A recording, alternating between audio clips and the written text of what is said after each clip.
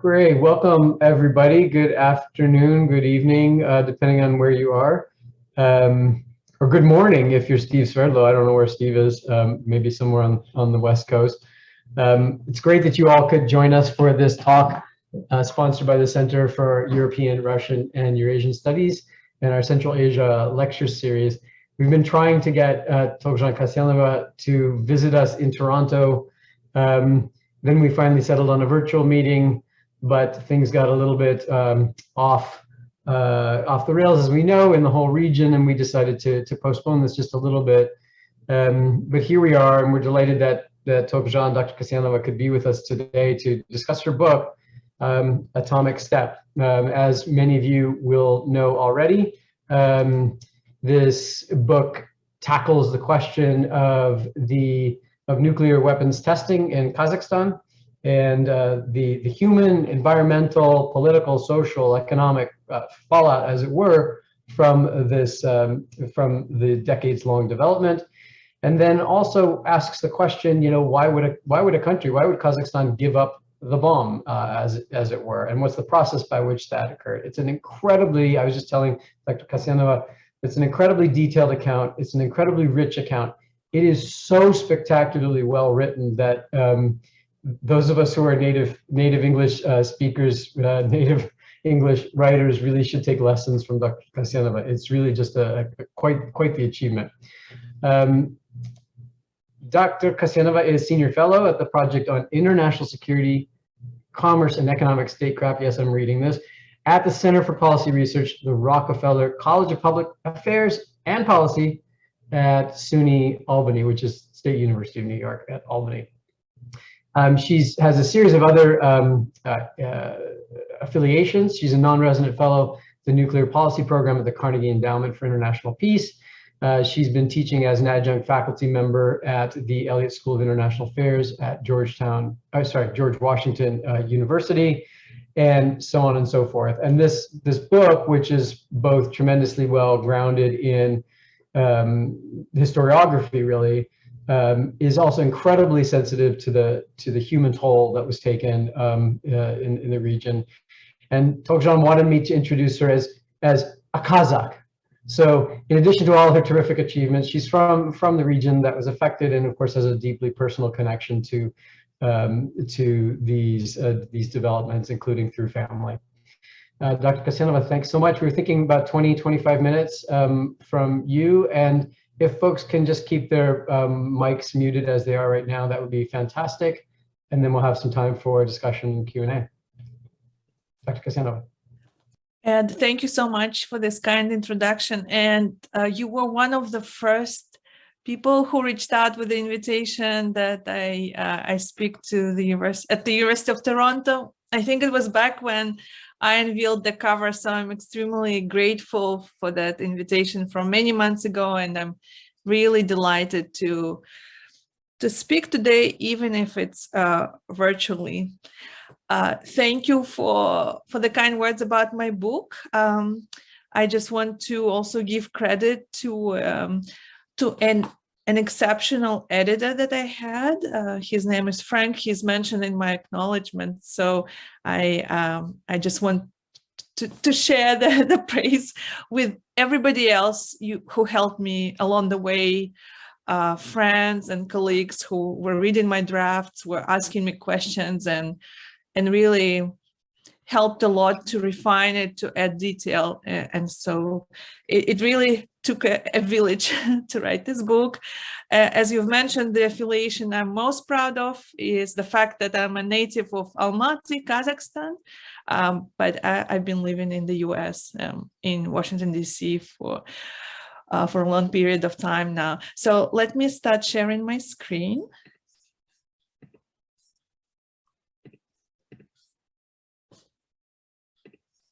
The cover of my book, the photo was actually taken on one of my last trips to the Polygon before the publication, and so it was a very meaningful moment for me.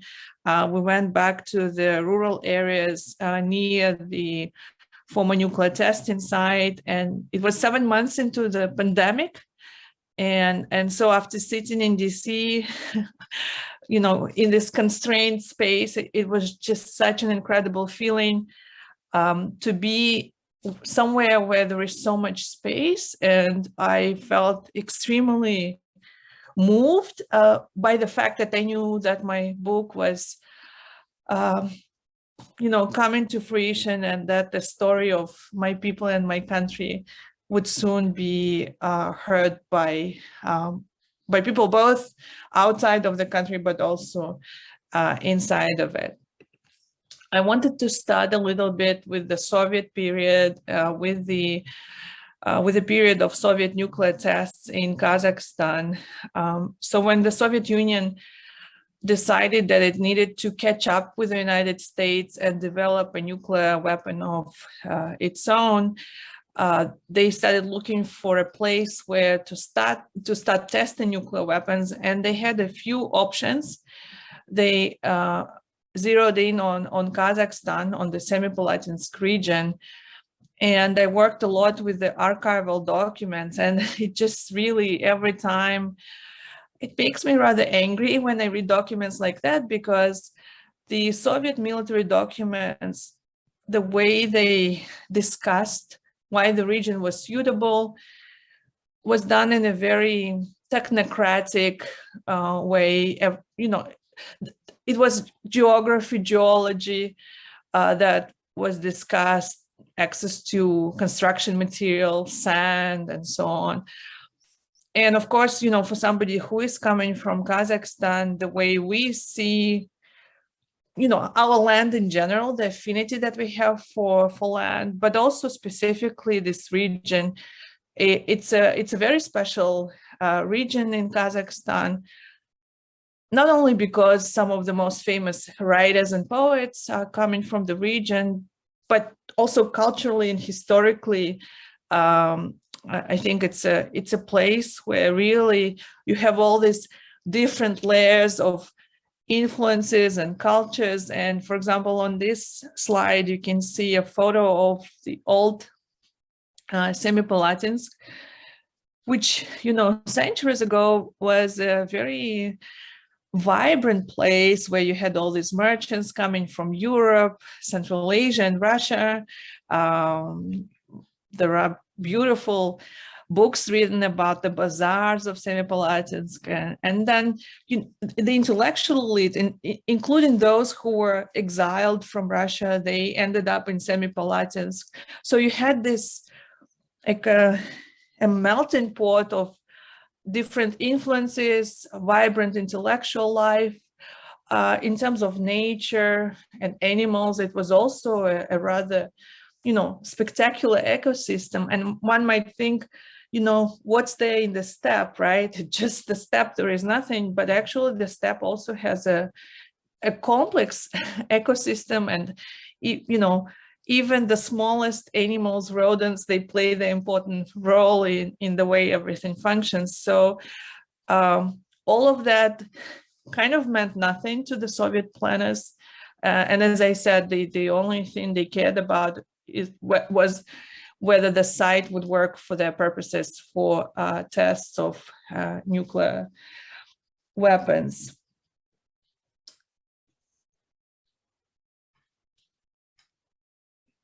And so they started building it in 1947. They built it rather quickly, and by 1949 they tested the first nuclear weapon. Of course, the population wasn't informed, and the first Soviet atomic test would become one of the most harmful in the history of 40 years of nuclear tests in Kazakhstan. And you can imagine that 40 years of nuclear tests could not have gone without a trace. Very early on, starting from the 1950s, the health and environmental impact became it became obvious, but there was no systematic monitoring of local people, except for some secret monitoring that was done more for military purposes to get the data on how ionizing radiation what was its effect on humans. And so local doctors were not allowed to provide truthful diagnosis. Cancers, for example, usually they would say problems with the stomach, right? They wouldn't say stomach cancer. Whatever limited studies were done were all classified, and it's really, in a way, almost unbelievable that for such a long time the test could continue with really no regard for the people. And I wanted to give you a glimpse of how people talk about it, about their experience. And this is one of the testimonies from a resident of a village called Sarjal. It's a village not far from the nuclear testing site. And, a lot comes through in this short quote, including the fact that suicides became so widespread that if in the beginning people who committed suicide were buried separately, because in Islamic tradition it was considered to be a sin to take your own life, but then because suicides became so frequent, they started burying people at the regular cemeteries. And they, as one of the local residents told me, we just started calling it a polygon disease whenever people would take their own life. And as I said, it was really for a long time that despite very obvious signs that people were suffering, standing up against Soviet nuclear tests was pretty much impossible. There were a few attempts by local prominent people, all ended with nothing. One of the cases, for example, involved a local governor of Semipalatinsk who raised the issue of the suffering of his people, and very quickly he lost his job. And of course, what explains that was that the narrative surrounding the Soviet nuclear program was completely controlled. Society in Kazakhstan was completely suppressed. The local government of Kazakhstan, those in Almaty, they were powerless. They were also appointed by Moscow. But things really changed in the late 1980s. And you have this combination of different developments happening all at once. At the Soviet central government level, Mikhail Gorbachev came to power. And as we know, he was more reform-oriented. He was also interested in slowing down the arms race. Within Kazakhstan, there was great national self-awakening. There was really this comeback to national pride. Some of their works, literally works that were basically banned during the Soviet period, they started coming back. And so you have this growing self-awareness within Kazakhstan. And then also, as a tipping point, what happens is that one of the underground nuclear tests at the polygon in February of 1989, the information that radioactive gases escaped from underneath the earth became public. And because of this more lax political atmosphere, the information about it becomes public. And so you start having this movement at several levels in Kazakhstan, at the level of local government in Semipalatinsk, at the level of the government at the republic level, so Kazakh government in Almaty. But what I find most important is the public anti-nuclear movement. Once the information about that underground nuclear test became public, a Kazakh writer, Oljas Suleimanov, he invites people who care about it and who want to show their distaste or their opposition to nuclear tests. He tells them, come to the writer's house in Almaty. In a few days, he gives the date, February 28th of 1989. And what they didn't expect is that thousands of people showed up. So the people you see on the screen are the ones who were inside. There were also many people outside. And when I interviewed Suleimanov, he said on the day of this very first rally, he didn't have this a specific plan that there should be a formal anti-nuclear movement. But because emotions were so raw at the rally, they had people from the region speaking about the experiences. For example, they had a female obstetrician who was just sharing that half of the births in the villages near the polygon, they end up tragically, that either the babies are born, sometimes stillbirths, but if they manage to give birth to babies, some of them are with Down syndrome, some are missing limbs, and so I think it was really the first time people had this reckoning that was more public, and they got together and could speak about it publicly. And so that first rally set off a 2-year fight against nuclear tests. And initially, the anti-nuclear movement, it was called Nevada movement, and then quickly after they added Semipalatinsk. But the reason they added Nevada from the very beginning was because from the very start,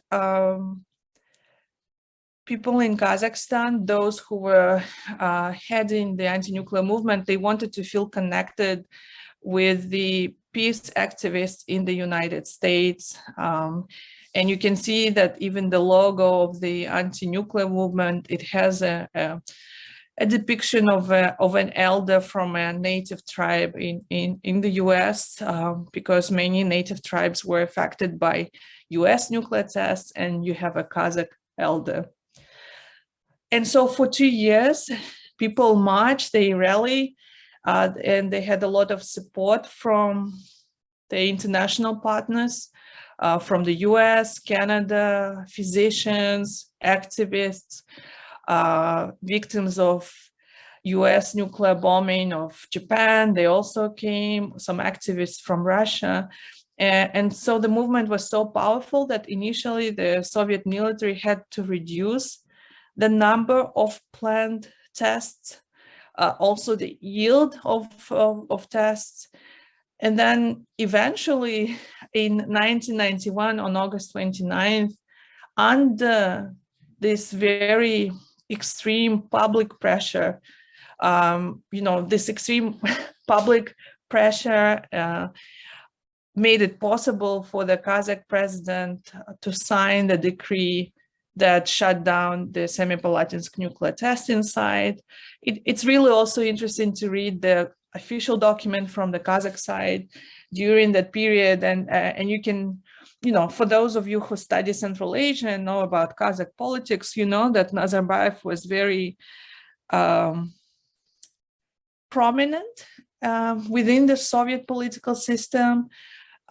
He was very close with both Gorbachev and later with Yeltsin. But what I'm trying to say here is that initially the formal demands from the Kazakh government, they were more timid, but with time, and I think it really helped that there was this public movement, really the demands became extremely forceful, and it was no longer if, but when the test site would be shut down. Unfortunately, the legacy of the Soviet nuclear tests continues, and whenever I go to the villages near the former testing site, but also in the city itself, in Semipalatinsk, the survivors of nuclear tests are everywhere. It's incredibly tragic to meet children, which would be now the fourth generation of victims. And for me as a Kazakh, it's a painful topic, and I think there is a lot of self-reflection that also we in Kazakhstan have to go through on this. It's really a collective trauma, which I think we haven't fully processed yet. I now want to give you an idea of what happened after the Soviet collapse and talk more about the politics and the diplomacy of denuclearization. So when the Soviet Union fell apart in 1991, Kazakhstan had a rather significant nuclear inheritance left on its territory. And you can see on the slide the main highlights. What's important for our discourse today: there were more than 1,000 strategic nuclear warheads. There were intercontinental ballistic missiles and heavy bombers. In practical terms, what it means is that from within Kazakhstan, missiles could fly with nuclear warheads, and those missiles were the ones that could reach the region where we are now, right? They could reach the United States. And there is a lot of attention on the weapons themselves that were situated in Kazakhstan. But this is why I think nuance is important. And similarly on Ukraine, on Ukraine, for example, on Twitter, I now see all this uninformed takes on the weapons that were in Ukraine. But speaking about Kazakhstan, so with the weapons, in technical terms, Kazakhstan did not have access to command and control, which means Kazakhs were not the ones who could launch the weapons. They also could not have prevented the launch of weapons from their territory. Having said that, Kazakhstan was now an independent sovereign state, and according to all the Soviet divorce legal arrangements, whatever was on the territory of each republic was the property of the republic. And so you had these weapons that had a very, I guess, peculiar status. And so while Kazakhstan technically did not control the weapons, their fate could not have been decided without Kazakhstan. So that's important, and that's the nuance. But I think what receives less attention and what's no less important is the fact that Kazakhstan had tons of nuclear material and several nuclear facilities that could have provided a very strong foundation for an indigenous nuclear program. So we can, put Soviet nuclear weapons aside and just, even just the nuclear material that was there,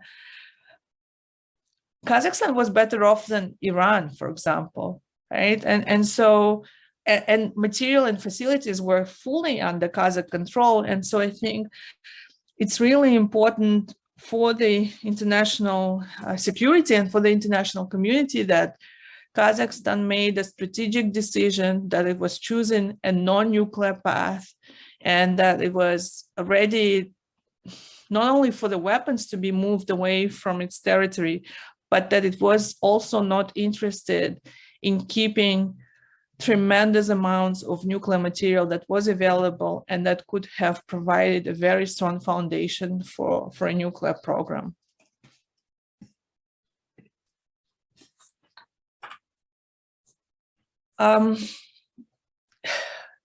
The question of why Kazakhstan made such a strategic decision, it's important for our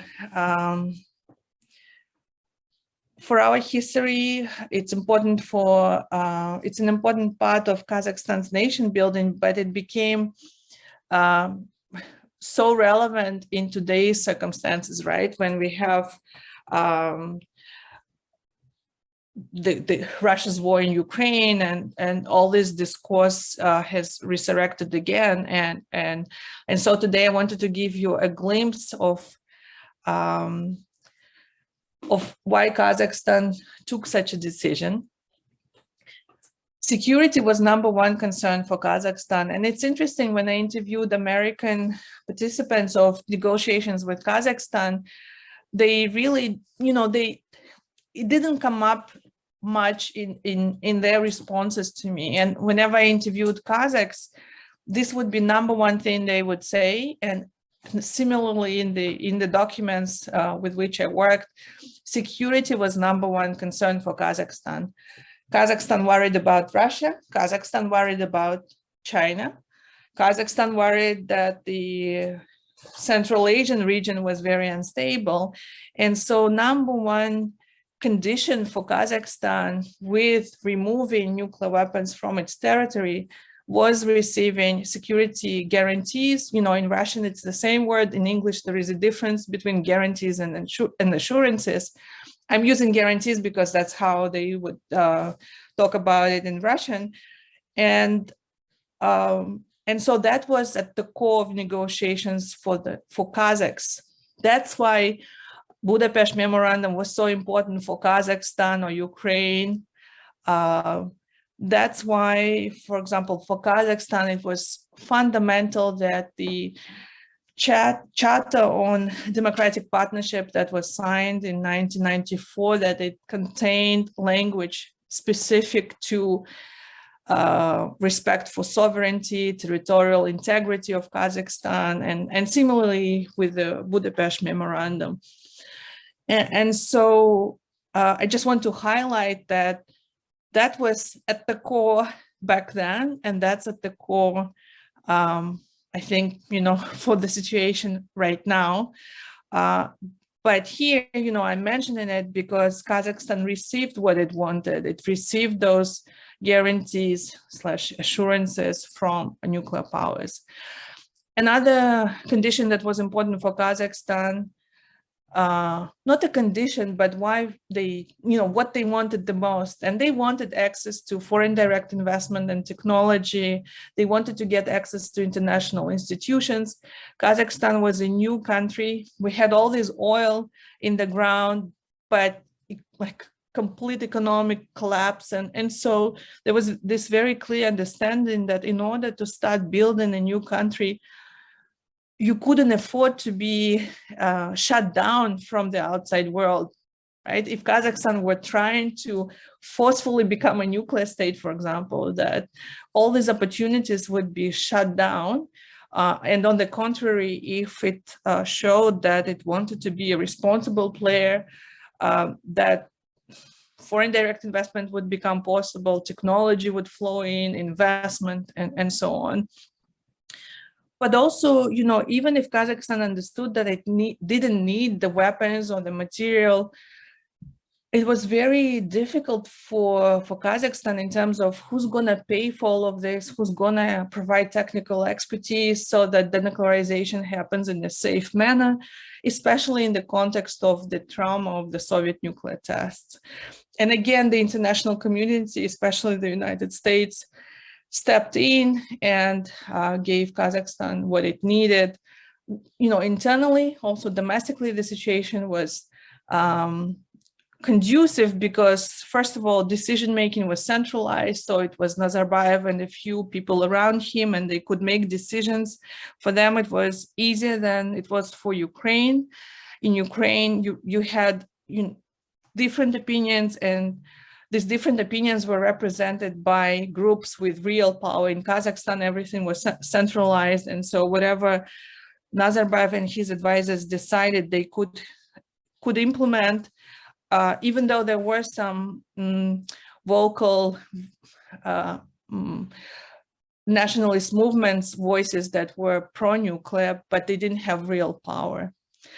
But most importantly, I think what really is laudable is that Kazakhstan cared about the norms, and those who were advising the Kazakh government at the time, they cared about the Nuclear Non-Proliferation Treaty. They didn't want to become a Central Asian North Korea. And I think it really put the foundation in terms of how Kazakhstan wanted to present itself to the outside world. And it wanted to present itself as somebody, as a country that is responsible and that is not doing something that is detrimental to the international security. And I know that I am already beyond my allocated time, so I'll just briefly mention that weapons were removed by 1995, and then after the real work started, because you had to destroy missile silos that were built to be indestructible. So you can imagine how much effort it took to destroy them. You had to secure nuclear material. You had to close all the tunnels and boreholes at the former nuclear testing site, and that work was very interesting, very difficult, and you can read about highlights of that in the book. But I just also wanted to end my my remarks before we switch to questions and answers is that, you know, it's not only a tragic story. I think it's really important that the same infrastructure that was used for something so terrible, for testing nuclear weapons, it's now used for something that is positive for science, or as you see on this photo, the former polygon now regularly hosts exercises that are in support of the global ban on nuclear tests, because you have to calibrate the equipment that will, and help monitoring stations that will be used for verification of the global ban on nuclear tests once the relevant agreement, comprehensive test ban treaty, goes into effect. So I do want to end on this more optimistic note, and I guess the last thing I would say is that people in the region, whenever I travel there and talk to them, the message that I get rather clearly from them is also that they don't want the region to be known only for the tragic part of the history. They are proud of their land, and I think it's important that we see this land not only as some kind of nuclear wasteland, but as a land of resilient people. And it's also a story about turning something tragic and using it for, speaking specifically about infrastructure, using it for something more meaningful. But in terms of the situation on the ground, the victims and survivors of nuclear tests, there is still so much that we have to do, both as the international community that should recognize that nuclear weapons programs are not abstract and real lives and people are affected, but also, for the Kazakhstan society as well. Because as I've mentioned, I think it's not the story, or it's not part of our history that we fully processed yet. Ed, I'll stop here and I'm ready to answer any questions. Thank you. That's great. Thunderous applause. I'm sure you can hear it there. Nora is offering some applause virtual. Yeah, thank you everyone, Alyssa. No, that's great. If people want to put into the chat any kind of questions that they have, we should be able to get to a bunch of them. We have about 20 minutes. Let me actually start off, Togzhan, if you don't mind. I mean, there's so many questions. I feel like and I've read the whole book, so like it's obviously. What does it say about my book then? If no, actually I think it's the opposite. It's any good piece of research stimulates more questions. I would say. And I think that your book, does that. And like I said, it does it in such an evocative sort of way. But I guess I have a question about that moment, that strategic decision to give up to take the, what did you call it, the non-nuclear path.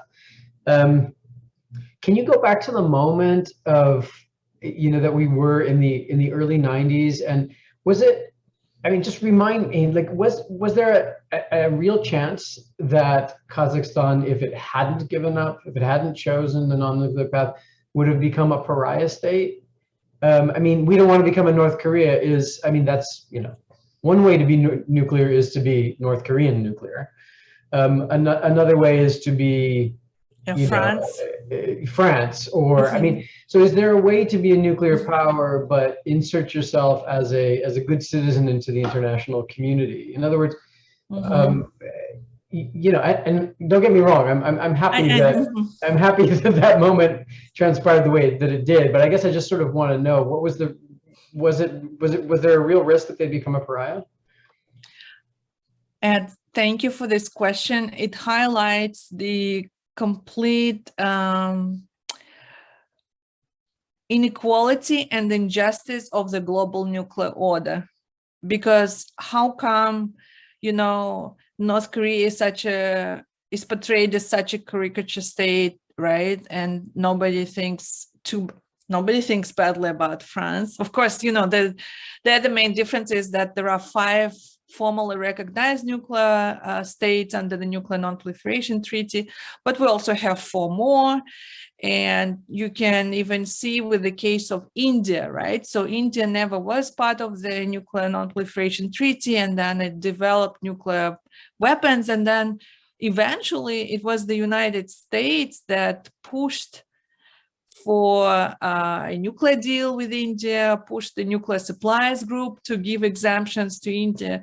So I think your question gets at the heart of this also, really, the haves, have-nots, and, why is the discourse that some can be trusted with nuclear weapons and some, will be pariah states if they did so. So just wanted to put it out there that, I am such a believer in global norms and in the Nuclear Non-Proliferation Treaty, but I also see some real, structural injustices that are built in. I think, for Kazakhstan, so in technical terms, as I said, it would be pretty much impossible to do anything with the weapons that were already in Kazakhstan, because Kazakhstan couldn't even get to the sites. They were the facilities were controlled by troops that were controlled from Moscow, and Kazakhstan, any open conflict with Russia would end up with a civil war, right? Noting our diverse population, and so in terms of technical capability, what I think was more useful was material and the facilities. I think because of the way the things are, the international order, how it was structured and how dependent Kazakhstan was on the international community, I think, yes, that any true steps towards a nuclear program really would put Kazakhstan in a very different state than it is now. We basically had nothing. And of course, we could have become like a Pakistan, as the famous saying that we will eat grass, but we'll develop a nuclear weapon. But in Kazakhstan's case, there was also very clear thinking in terms of what would we need the weapons for? Like all the security vulnerabilities that Kazakhstan faced, nuclear weapons did not have any military value. So there was no utility for them. So then the question becomes, there is no point for them. And you also know that if you try to have them, you'll be disconnected from the rest of the world. So I think, for Kazakhstan, it would be a direct path to pariah status. I know in the beginning we chatted a little bit about Ukraine and these days I get this question also often, what do I think about Ukraine, whether the situation today would be different if Ukraine would have kept nuclear capabilities. So the difference between Kazakhstan and Ukraine was that Ukraine definitely had more capability. They did have a missile production facility. More importantly, Ukrainians as Slavs were allowed to serve in Soviet strategic nuclear forces, unlike Kazakhs, who were not allowed. You know, in many ways, Ukraine was better off. And also, yeah, there were many nuances that put Ukraine, you know, even in a more advanced position than Kazakhstan. But my answer to that question would be, would Ukraine be a country it is today? Would it have all the support it's getting today if it wasn't of like a state of a certain standing, right? If it wouldn't be this country that also presented itself as a responsible new international member. And so, you know, apart from all the technicalities, there is also this very important, I think, existential question of what kind of country you wanted to become. And this gives me a chance to plug a book of my colleague, Mariana Bujerin. Her book is coming out very soon from Johns Hopkins University. It's called Inheriting the Bomb, and it's Ukraine's history of nuclear disarmament. And I just would encourage everybody to read this magnificent book, because there are so many stupid takes on Twitter these days, and the real experts are more humble and they're not like too loud. But yeah, this book is a book of a real expert, so I would just encourage to everyone to read it. That's great. There's some really great questions coming in, so I'll just go through them in the order that they came in. So Nora Webb Williams asks, well, first of all, she says, thanks for the great talk. Looking forward to reading the book. Has there ever been a discussion of reparations for the testing from Russia? Mm-hmm. And similarly, she asks, do Semipalatinsk residents receive any special financial or other support from the central Kazakhstani government? And let me add to her question, is it sufficient? Because the programs that have been developed, because you have some interesting material in the book about that. Nora, thank you for your questions. So in terms of reparations from Russia, Kazakhstan never formally requested, and I don't think it will ever do it because of our geopolitics, but also Russia not only is not ready to acknowledge, accept, and take any responsibility for what had occurred in Kazakhstan, but it doesn't even provide medical documents or historical documents on paths of radioactive fallout, for example. So it's on one hand, you can understand why they don't want to share anything that is relevant to the Soviet nuclear program, because nuclear weapons are still at the heart of Russia's national security. But in the archives, you basically see a lot of requests in the early 90s from the Kazakh government requesting more information and no answers from the Russian government. And it's a sad irony that for bad things, Russia is a different country than the Soviet Union. They would say it's the Soviet government. But somehow, you know, to inherit the seat at the United Nations, right, or for all the other more marvelous things, Russia considers itself to be an inheritor of the Soviet system. So yeah, unfortunately, the answer is yes, and there is no hope at all that there will be any reparations for the people of Kazakhstan. There is a law in Russia that has some benefits for the veterans, for those who served at the polygon, and for Russian citizens in Altai region. I think there are some benefits, but there is nothing that applies to Kazakhstan. The survivors and victims of nuclear tests in Semipalatinsk region, they do receive some benefits from Kazakh government. There was a law passed in 1992. These benefits include, for example, free medical care, some extended paid leave, and there are some benefits, but they're absolutely not enough. The law is very out of date, and some things don't make any sense. For example, if a person moves from the area which was considered high risk and where they received a certain dose of ionizing radiation, they lose all the benefits as soon as they move, which scientifically doesn't make any sense, because if you receive the dose, it travels with you. Fortunately, there are people who are fighting for updating this law, but yeah, so within Kazakhstan, we also have a lot of issues, and a lot can be improved. And so while they receive some benefits, they're not enough.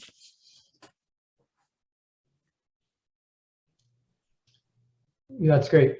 So there's a sort of a methodological question, I guess, from Aygul Seralinova. What was the timeline for conducting interviews with victims of the nuclear test sites? How open were the survivors to answering your interview questions? And if you want to say anything else about the kind of methodology, which I know from having read the book is quite eclectic, and there's a lot of material out there, and it's not all transparency, right? And part of the difficulty, separate from Aygul's question, it was requesting materials from Russia and not getting really very far, right? And any thoughts on these kinds of issues? So on the methodology, primary documents, archival documents from Kazakhstan, the United States, and partly from Russia. In Russia, I was able to work in civilian archives, but I received a very forceful no from the archives that had any interest, such as of the Ministry of Atomic Energy or Ministry of Defense. And then also interviews with, both at the policy level, but also with the mid-level managers, or in case of the nuclear tests with the victims and survivors. So for those generations who already passed away, what helped was that they were very limited, but they were contemporary, can never pronounce this word, but the documents collected, the testimonies collected during the time by other local Kazakh scholars and journalists. But for those who are still alive, the interviews were conducted over a very long period of time, because I started working on this book more than a decade ago. So initially I would meet them more in larger cities, for example, in Semey, at the nuclear conferences in the city. And then I started traveling to the rural areas, which, where really the most directly affected people live. I was reluctant to go to the villages initially for two reasons, because I was afraid. I wasn't sure whether I was ready to see it up close. And the second reason, and that gets to something that you alluded to, people there are tired. They're tired of scientists coming and taking their samples, or journalists coming and doing interviews with them, because they see no change in their everyday life. So there is this angle of, I was really reluctant to be also the one that is coming and kind of exploiting their stories. And so for me, it was really, really important to do it in a respectful, ethical way. The ones that I've met, they were all incredibly generous with their time and their stories. They were very transparent. Like the things they shared, how they shared, and including their current struggles, and the fact that the current benefits are not appropriate, and so yeah, and now I'm in touch with these families, and now now it became really not even part of my research, but rather my own.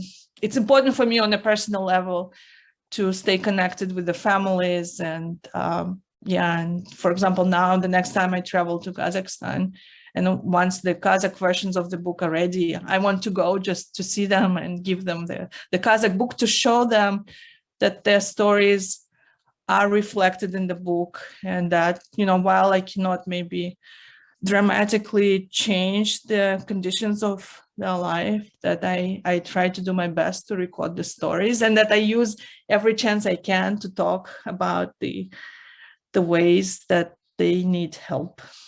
Yeah. No, that's great. I mean, I alluded at the beginning, and you mentioned this in the book, that there's a personal journey here too, right? And without, you know, asking you to, I mean, it's lurking at the edges of the talk. It's lurking at the edges of the book itself, even as you, I think appropriately so, focus on the topic at hand, which is, you know, which involves human beings who've suffered and continue to suffer. I've spent a considerable amount of time in Kazakhstan, nothing like you, obviously, but it's amazing how rarely this conversation would come up in other parts of the country. Maybe I'm asking the wrong questions, hanging around with the wrong people, but it seems like it's one of those two sort of painful kinds of questions to ask and to sort of stare in the face. And it becomes, people just put it, I think, you know, understandably so, into this sort of too hard box. Can't deal with it, and don't particularly want to think about it. I suppose all countries have a too hard box. So there's several other questions. Let me ask them all, and then you can do what you'd like to. We can go a few minutes over if you have time. But I just want to make sure we get all the questions out, and then you can be selective. So Aygul has a sort of a bit of a follow-up methodological question. Was there any sense of of you being opposed or maybe followed by security type people while conducting interviews, or did you get particular scrutiny or interest from the part of those who might be concerned about the story that you would be telling? That's the first question. And then Alyssa Faison, where is it here? It's up here somewhere. She works on anti-nuclear activism in Japan, and asks if there's a moment. She's thinking about the anti-nuclear movement, Nevada Simi. Was there a moment when the issue became nationalized? In other words, did it start out as a problem, a local problem, who lived in the direct vicinity, and then sort of scaled up? And is there a way to chart out that kind of moment? And I would add to her question, I mean, international, right? Because it becomes, there seems to be sort of a framing choice made by the organizers to go straight to the international anti-nuclear, you know, peace kinds of movements. Maybe that was strategic, maybe it was something else.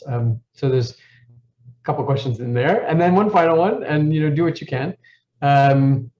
But this is sort of similar. Alyssa asked a question that's also on my mind.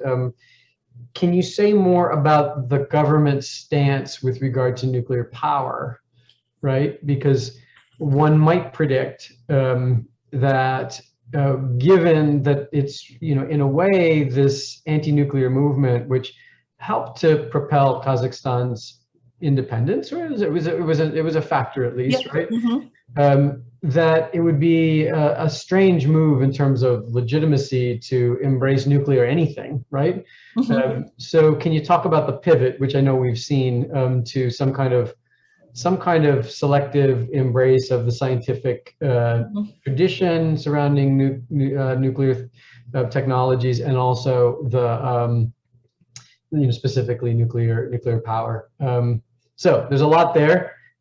And I just swallowed up 2 minutes with asking the question, so you have 1 minute left, or longer, if whatever you're willing to give us. Let me give you a minute answer to whatever you can. To every question. So in terms of whether I was followed or felt scrutinized, no, absolutely not. I felt very comfortable everywhere. Sometimes in more, just like whenever I would talk not to friends, but just, you know, some people. I think just the word nuclear scares people, and they would say, "Oh, it's such a sensitive topic," or so. There was this, you know, sometimes sentiment expressed, but no, yeah, I didn't feel any of that. On the anti-nuclear activity, about Japan and whether the movement became nationalized, absolutely. So the roots, the inspiration for the anti-nuclear movement actually lies in a few years prior to that. In 1986 in Kazakhstan, there was the first popular protest against central government because Moscow removed a popular ethnic Kazakh leader of Kazakhstan and put somebody appointed by Moscow who never lived in Kazakhstan. And so Kazakh youth protested, and Moscow sent troops, mostly security services, that cruelly suppressed that first expression of nationalism, right? Or, you know, we want to decide our own fate. And so partly there were really those undertones also in the anti-nuclear movement. It was part of this more general, we want more autonomy, we are a nation of our own. And by nation, I mean different ethnicities of Kazakhstan. The anti-nuclear movement was really representative of Kazakhstan in terms of the diversity of ethnicities. And also in terms of professions, you had writers, you had miners, and so absolutely it was really, I think it's these 2 years from 89 to 91 that solidified this push for nationalization, that it truly became part of the movement of greater independence from Moscow. For the anti-nuclear movement in Kazakhstan, why for the leaders it was important to be connected to the international fight. The leader of the anti-nuclear movement was actually very close with, not very close, but you know, Gorbachev knew him, and I think there was something maybe also strategic in that they understood that for the Soviet military to agree to stop tests, they would seek, you know, they would need parity from the US. So the initial ambition of the Kazakh anti-nuclear movement was for all nuclear testing sites to shut down. And so that's from where this international aspect comes in. And the final question on the nuclear power, you know, I'm not pro-nuclear power, I'm not anti-nuclear power, but I definitely separate peaceful use and scientific use of nuclear technologies from military applications. Domestically, the government tried on several occasions to push for nuclear power, and every time it didn't work out, partly because of public opposition, but partly I think there is also a strong coal lobby and other obstacles. So a few months ago, or a year ago, we are now on a new wave. Before the war, it was that the talk intensified about Russia building nuclear power plants in Kazakhstan. But again, I'm not sure whether it will come true, and I think there are many questions Kazakhstan government would have to answer before it moves with building nuclear power plants, because you need to make sure that there is no corruption, you need to make sure that nuclear safety and security are of highest standard, and yeah, many other issues that need to be resolved. But fundamentally, there should also be trust from the society. Currently, Kazakh society is not very trusting of the government or including on nuclear power plants. So I'll leave it here. No, that's great. I mean, and then there is that one thing, the Kazakhstan now has made itself available for, what's this nuclear, the spent fuel? It's a low enriched uranium fuel, which is not waste. It's basically, it's very good. You know, I'm very in support of that. It's basically just one of the tools for non-proliferation to make sure that countries don't feel they need to develop their own sensitive enrichment technology, but know that they can go to the bank and get fuel for their nuclear power plants if they need to. But even on that, there is a lot of misinformation within Kazakhstan, because maybe the government didn't explain it very well, and because there is not too much trust in the society, and then a lot of disinformation in the media. And so sometimes it's misrepresented as foreign radioactive waste, but no, it's not. It's low enriched uranium fuel under the International Atomic Energy Agency safeguards. It's a good thing. Yeah. Okay, I believe you. It's a good thing. I do think that the government, you're probably right, sometimes doesn't even do a good job selling the general public on the good things that it does, putting aside the things that it doesn't do terribly well. Well, we have exploited you properly, 5 minutes more than promised, but we're delighted that you had the chance to talk about your book. It's a terrific book. Makes it great. What's the next holiday? April 1st gift, right? It's not an April Fool's Day. For Nowruz, so you can Nowruz, say yeah, that's right. Nowruz, a gift. But it really is a terrific read. If you're interested in some of the things that were brought up today, make sure that you go out and get a copy. And Togzhan, I look forward to actually meeting you in person. This Zoom thing is better than nothing at all, but in-person meetings are much preferred. Anyway, thanks everyone for joining us, and we hope to see you next time. Togzhan, thanks again. Thank you so much, Ed, and thank you everyone in the audience. Thank you. Take care, everyone. Bye-bye. Bye.